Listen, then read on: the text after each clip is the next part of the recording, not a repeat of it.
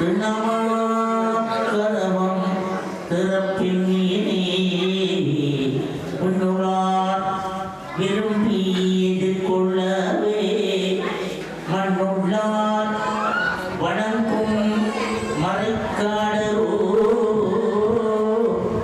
கண்ணியார் உம்மை காண கதவினை திண்ணமாக திறந்து அருள் செய்வீரே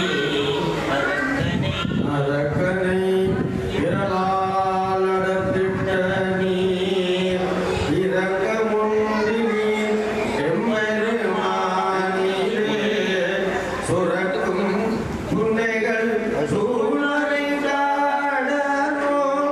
சரக்கனை கலவந்திரமே.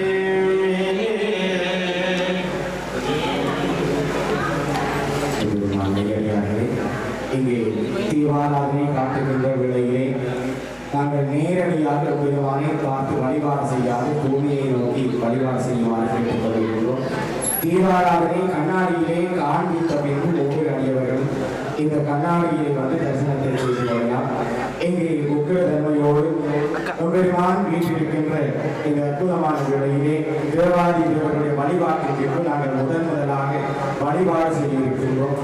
ஆகவே நாங்கள் நேரடியாக பெருமானை தங்களாலே பார்த்து வழிபாடு செய்யாது கண்ணாடியினூடாகத்தான் நாங்கள் பார்த்து வழிபாடு செய்ய வேண்டும்.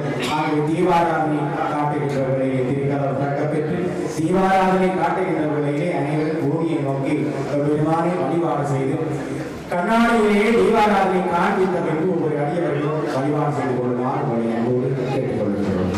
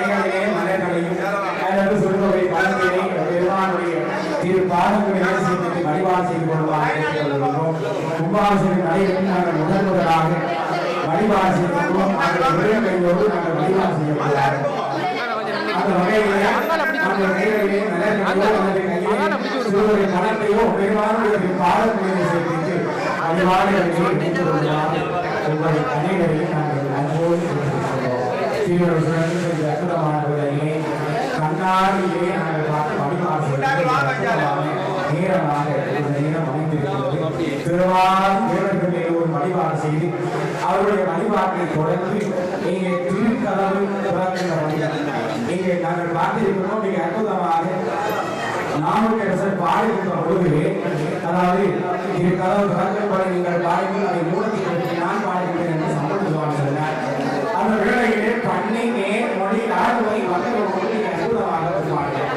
ஒவ்வொரு பாடல்களாக பாடிக்கொண்டிருந்தார் திருக்கதவு திறக்க அவர் பாடுகிறார். அத்தனையும் விரலால் அடர்த்திட்ட நீர் அந்த அரக்கனுக்கே அருள் முடிந்த வேளாணே உமக்கு இரக்கம் ஒன்று இல்லையோ என்று கேட்டு பாடுகின்றார். நான் இவ்வளவு பாடல்களையும்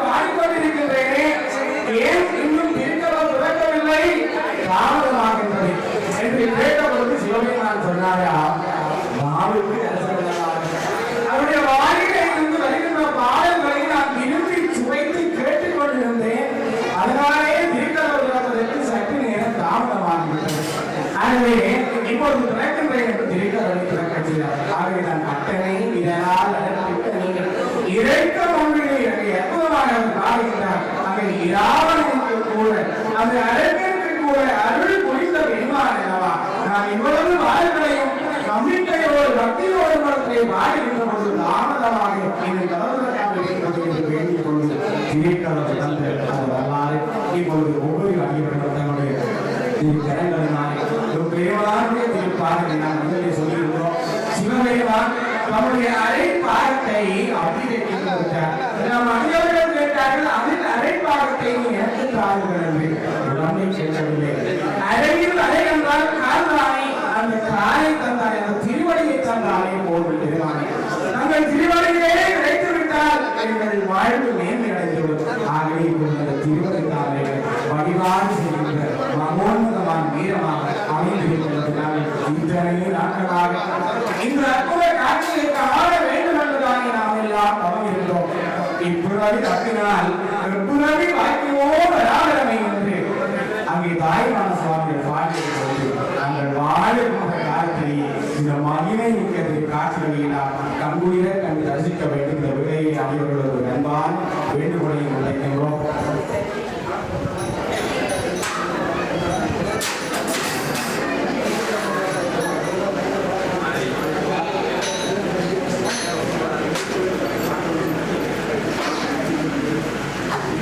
இப்பொழுது இங்கே கண்ணாடியை பார்த்து வழிபாடு செய்கின்ற நிகழ்வுகள் நடைபெற்றது. இங்கே விசேட பூஜை வழிபாட்டு முதலில் விநாயகர் பெருமானுக்கு ஆரம்பித்து தொடர்ந்து பெருமானுக்கு நடைபெற்று பரிவார மூர்த்திகளுக்கெல்லாம் விசேட பூஜை வழிபாடுகள் இடம்பெறுகின்றன. ஆகவே நிகழ்ச்சியார்களை இன்னும் சிறிது நேரம் பொறுமையாக இருந்து இந்த மகா அபிஷேகம் செலுத்தப்படுகின்ற நிகழ்வு அந்த வகையிலே இன்று நடைபெறுகின்ற மகா அபிஷேகம் முதலாவது மண்டலாபிஷேகம்.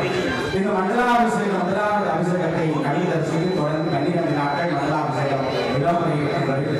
ஆகவே தங்களுடைய உபயோகமாக செய்து கொள்ள விரும்புபவர்கள் ஆரிய தர்மகர்த்தாவர்களை தொடர்பு கொண்டு பணமாக எல்லாரும் பொருளாகவே இந்த மண்டலாபிஷேகத்தை பங்கு பெற்றுக் கொள்ளலாம் என்று தெரிவித்து இங்கே தொடர்ந்து அடியவர்களுக்கு மகேஸ்வர பூசை தானங்களிலே சிவாபத்தில் அன்னதானங்களை சொல்வார்கள். இந்த மகேஸ்வர பூசையினுடைய இடம்பெற இருக்கின்றது. நாங்கள் இங்கே பார்க்கின்றோம் மாணிக்க வாசகர் பெருமாள் இருக்கின்ற மாணிக்க வாசகர் பாடுகின்ற பொழுது சிவபெருமானை வந்து எழுதிய சிவபெருமான் திருவாசகர் திருக்கோவையர் என்று நம்மவர்கள் கேட்டார்கள். ஏன் சிவபெருமான் நம்பிய பெருமாள் என்று எழுதியிருக்கிறார்கள், தாம் ஏன் அதை எழுதவில்லை, தானே நேரே வந்து எழுதினார் என்று நம்மவர்கள் கேட்டார்கள். அதற்கு நாங்கள் பல நூல்களை அச்சேர்க்கின்ற பொழுது உங்களை அறியாமையே பல பிழைகள் கிடைக்கின்றன. ஆகவே எவ்வளத்திலே எழுதுகிறது அங்கே அச்சேர்க்க என்று சொன்னால் கோவலன் என்றால் கிழவன் என்று சொல்லி எழுதியிருக்கிறார்கள். பொள்ளாச்சி என்றால் விலை காட்சி என்று அங்கே வசனம் வந்து சொல்கிறது. ஆகவே இப்படியான ஒரு தவறுகளும் வந்துவிடக் கூடாது. அந்த ஊரின் காலத்திலே தனிமையை போக்கிக் கொள்வதற்கு உகந்த பாடலாக திருவாசகம் திருக்கோவையார் வாமிகள் வந்தது. அங்கே தானே வந்து எழுத வேண்டும் என்று அங்கே சிவபெருமான் இருக்கிறார். அவ்வாறு இந்திய சிவபெருமான் மாணிக்க வாசகரை கேட்கிறார். இவற்றையெல்லாம் இங்கே நாங்கள் எழுத வேண்டும், பாட வேண்டும். ஆக மாணிக்க வாசகர் பாடுகின்றார், சிவபெருமான் எழுதுகின்றார், இறைமை முடிக்கிறார். வாத குருவன் இளமிட அழகிய சிற்றப்பலவன் எழுதியது. இங்கே மாணிக்க வாசகர் அருகே இருக்கிறார். நாயன்மார்களிலே சிவபெருமானுக்கு அருகிலே நாங்கள் வைத்து வழிபாடு செய்கின்ற வேணும் அப்படின்னு மாணிக்க வாசகர் இருக்கிறது. ஆகவே திருவாசகத்தை சுடுகாத ஒரு வாசகத்திற்கு ஒருவாறு சொல்றாரு. அப்படியாக மாணிக்க. ஆகவே இந்த மாணிக்க வாசக சுவாமிகளுக்கு வழிபாடுகள் இங்கே இடம்பெற இருக்கின்றது. ஆகவே மாணிக்க வாசகர் மிக மிக அற்புதமாக எவ்வளவு வேண்டுகின்றார். நாயில் கடையாய் கிடந்த அடியேற்றி தாயில் சிறந்த தயாரான தத்துவரை என்று சொல்லி சொன்னார். அதுக்கு கேட்டார்கள், ஏனப்பா இத்தனையும் ஏன் நாயை சொன்னார். இத்தனை நாயை ஒரு யானை சொல்லியிருக்கிறான். யானை மதம் கொண்டிருக்கின்ற பொழுது தன்னுடைய பாகனை தன்னுடைய காலுக்குள்ளே போட்டு இறுதி விடுவது துணிக்கையாலை தூக்கி போட்டு. ஆகவே அவர் சொல்லுகின்றார், நாய் எப்படிப்பட்டதுன்னா தன்னுடைய எஜமான் வேறு வழிகளே வந்தாலும் தன்னுடைய மோப்ப சக்தியினாலே வந்திருப்பவர்களுடைய எஜமான் என்பதை அறிகின்ற ஆற்றல் பொருள் நாய். அதனாலேதான் அவர் பாடுகின்றார், அப்படிப்பட்ட நாய் கூட எஜமானை அறிந்து கொள்ளுகின்றது. ஆட்கொள்ள வந்த வேளையிலே நான் அதை உணராது இருந்த பாவை அது மட்டுமல்ல, 1000 யானைகளுக்கு 1000 நாய்கள்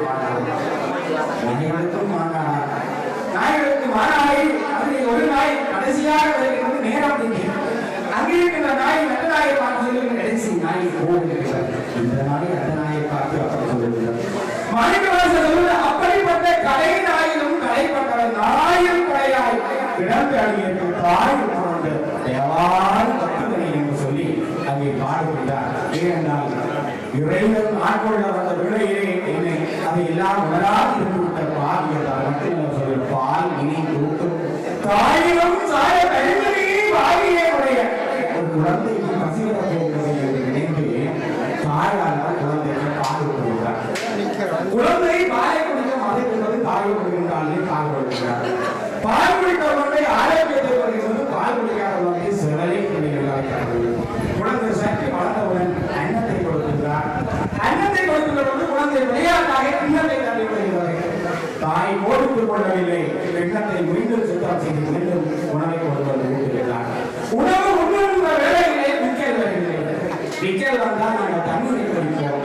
ஆகவே உணவினுடைய சுவை போய் தண்ணீருடைய சுவையிலானே மிஞ்சி நிற்கின்றது. அதுபோன்று இறைவன் ஆட்கொள்ள வந்த வேலையிலே அதை உணராது நான் இருந்து விட்டேன் என்று கலைஞர் கவலைகிறார் மாணிக்கவாசகர். அப்படி இருக்கிற மாணிக்கவாசகர் மணிமணியாக அற்புதமான அருள் பாடல்களை நமக்கு தந்தார் அல்லவா, நீர்த்தல் விண்ணப்பத்தை தந்தார் அல்லவா. இப்படியாக இருக்கிற மாணிக்கவாசகர் இங்கே எழுந்தருளி இருக்கிற அற்புதத்தை நாங்கள் பார்க்கிறோம். ஆகவே விசாலாட்சியம் சமேதர் காசி விஸ்வநாதர் பெருமானோடு இங்கே மாணிக்கவாசகர் எழுந்தருளி இருக்கின்றார்.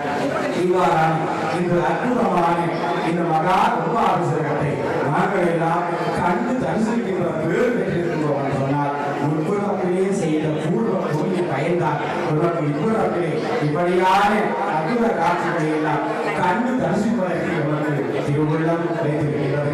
ஆகவே இந்த மகிழ்ச்சியாக இந்த காட்சிகளை எல்லாம் நாங்கள் கண்டு தரிசித்திருக்கின்றோம் அல்லவா. ஆகவே ஒவ்வொரு அடியவர்களும் பெருமானுடைய திருவுருளை கொள்ள வேண்டும். இதனை தொடர்ந்து நடைபெறுகின்ற அபிஷேகம் மகா அபிஷேகம் அதுதான் முதலாவது மண்டலாபிஷேகம். அந்த மண்டலாபிஷேகத்தை தரிசித்து தொடர்ந்து நடைபெறுகின்ற இந்த பூஜை வழிபாடுகளை மனைவியை மகேஸ்வரர் பூஜை. ஆகவே தானங்களிலே சிறந்தது அன்னதானம் என்று சொல்கிறார்கள்.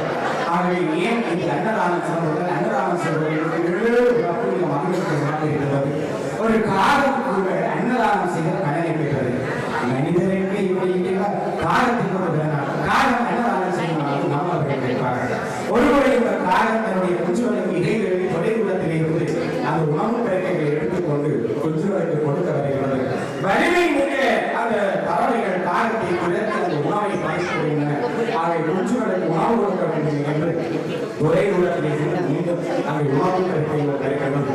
வருகின்ற வேலைகளை வலிய வகை ஒன்று விளக்கு என்பது அது நீண்ட தூரம் பறந்து செல்கின்றது.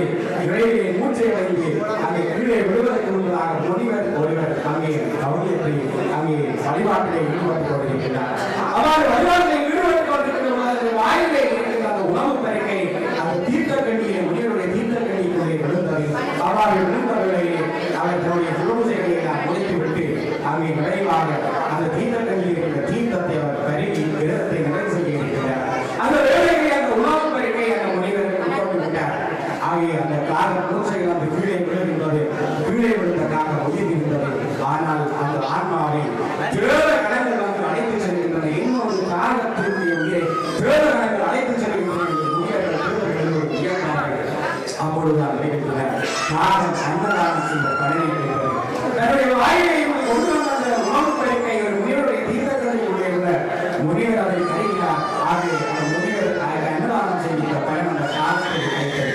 ஆகவே காலம் நீரை சிவலோகம் செல்கின்றது. ஆகவே இந்த மகேஸ்வரர் செய்வது மிகவும் அர்த்தமானது. நாங்கள் பார்க்கிறோம், வாழ்கின்ற காலத்திலே தானம் தர்மம் என்று சொல்லி இரண்டுடைய பார்க்கிறோம். ஒன்று கேட்டுக் கொடுப்பது, இன்னொன்று விழாவில் கொடுப்பது. தானம் என்பதை கேட்டுக் கொடுப்பது, தர்மம் என்பதை விழாவில் கொடுப்பது. ஆகவேதான் நாங்கள் பார்க்கின்றோம். மகாபாரதத்திலே கர்ணனை பார்க்கின்றோம். கர்ணன் கொடை மன்னராக விளங்குகிறார். அவரை விளங்குகின்ற கர்ணன் அவருடைய மேலையிலே உடம்பெல்லாம் அம்புகள் துளைத்து அவன் குற்றுகிறாக கிடைக்கிறான். ஆனால் ஆன்மா தெரியவில்லை. ஏனென்று சொன்னால் அவன் செய்த தர்மம் அவனை தர்மதேவதையாக வந்து அங்கே காத்து கொண்டிருக்கிறார். அந்த விளையை நான் கண்ணுக்காக வந்து அவருடைய அந்த தர்மத்தை நான் தானமாக கேட்டு அவர் கொடுத்த வேண்டும். அந்த உடம்பை ஆன்மாவின் வரலாற்றை காத்து கொண்டவர். இவ்வாறு இந்த மகிழ்ச்சிக்கின்ற விலையே அற்புதமாக ஒவ்வொரு அடியவர்களுடைய வழிபாடு செய்கின்ற மகோன்னதமான திருவர சிறப்புகளை நான் இந்த விளையை இங்கே தரிசித்துக் கொண்டிருக்கிறோம். ஒவ்வொரு அடியவர்களுக்கும் திருவர